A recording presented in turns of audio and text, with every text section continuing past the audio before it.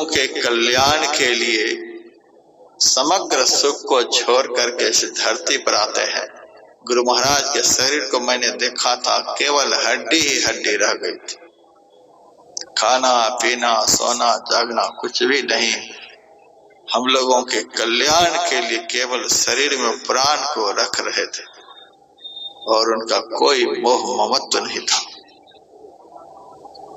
कितने महापुरुष हम लोगों के लिए जहर पिए हैं, फांसी पर लटक गए हैं, हाथ पैर कटा लिए हैं, खाल खिंचवा लिए हैं। क्या क्या नहीं हम लोगों के लिए संतों ने बर्दाश्त किया है, लेकिन फिर भी हम उनका मानने को तैयार नहीं। वो इतने दयालु कितना होने पर भी वे कृपा करने को कभी वंचित नहीं रहते। मेरे सामने ही दयानंद सरस्वती का चित्र लगा हुआ है। दुष्ट रसोइये ने बहुत बारीक कांच पीसकर और दूध में मिलाकर उनको पिला दिया।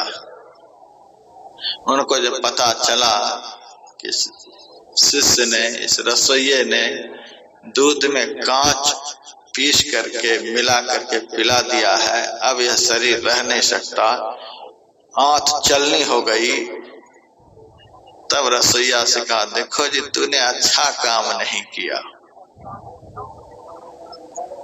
मैं तो कुछ भी नहीं कहूंगा, मेरा यह शरीर रहे चाहे नहीं रहे, क्योंकि मैं अपने कल्याण के लिए तो दुनिया में आया नहीं, संसार के कल्याण करने के लिए आया हूं। लेकिन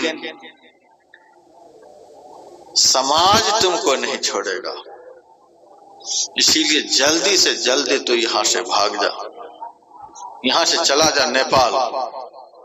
यदि तुम्हारे पास पैसे नहीं है तो ये लो 35 रुपए। अपने जेब से 35 रुपए निकाल करके उनको हाथ में पकड़ाया और कहा कि इसे लेकर के जल्दी से भाग। अपने प्राण हंता के प्रति भी कितनी दया की भावना, कितनी करुणा की भावना। ऐसे संत के वचन को जो नहीं मानेंगे, जिन्होंने हम लोगों के लिए अवतार लिया, हम लोगों के लिए इतना दुख सहा, फिर भी हम उनकी बात को नहीं मानते, अपने मनमाने ढंग से चलते और अपने से अपनी दुर्दशा कराते हैं, आगे दुर्दशा की पराकाष्ठा हो जाएगी। मेरी मत मान। संत कहते हैं मैं तो प्यार से कह रहा हूं, क्योंकि तुम्हारे लिए ही मैंने जन्म धारण किया, लेकिन नहीं मान रहे हो। मेरी मत मान, मेरे दिए हुए उपदेश को तुम नहीं मानो। जो संत का नहीं मानेगा उनसे यमदूत बढ़िया से मना लेंगे, यमराज तो मनाएगा, तेरी करनी का दंड तुझे मार कर भुगताएगा, घोर नरक कष्ट सहना पड़ेगा, रेमन मुसाफिर निकलना पड़ेगा।